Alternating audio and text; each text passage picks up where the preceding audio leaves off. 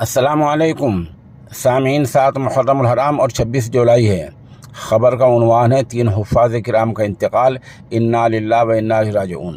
پہلی خبر مغربی اتر پردیش کے ضلع سہارنپور کے گاؤں نلہیڑا اور گاؤں ننگلا سے ہے۔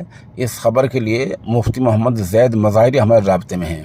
وہ بتا رہے ہیں کہ گاؤں نلہیڑا کے محمد عمیر اور گاؤں ننگلا کے حافظ مزمل دونوں ہی صوبہ پنجاب کے شہر جالندھر میں کچھ کام کے لیے گئے ہوئے تھے۔ اتفاق سے محمد عمیر نہر میں نہانے لگ گئے اور نہاتے نہاتے ڈوبنے لگے۔ اس دوران حافظ مزمل ان کو بچانے کے لیے کودے تو بچاتے بچاتے حافظ مزمل بھی پانی میں ڈوب گئے اور محمد عمیر بھی پانی میں ڈوب گئے۔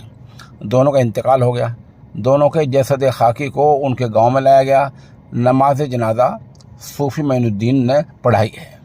یہاں ان کی تدفین میں دارالعلوم دیوبند کے استاد مولانا توقیر صاحب اور مفتی زید مظاہری ناظم مدرسہ دعوت الاسلام دمجھیڑا سمیت خلق کثیر نے شرکت کی ہے۔ ادھر مغربی یو پی کے ہی ضلع باغپت کے قصبہ بڑوت کی مسجد پھوس والی کے مؤذن حافظ عرفان پلڈوی کا بجلی کا کرنٹ لگنے سے انتقال ہو گیا ہے۔ ان کی عمر 40 سال تھی۔ مسجد کے امام و خطیب مولانا عارف الحق بڑوتوی اور مولانا حذیفہ قاسمی سمیت مدرسے کے پورے عملے نے گہرے رنج و الم کا اظہار کیا ہے۔ سامعین سے تینوں کی مغفرت کی دعا اور پسماندگان کے لیے صبر جمیل کی دعا کی درخواست کی جاتی ہے۔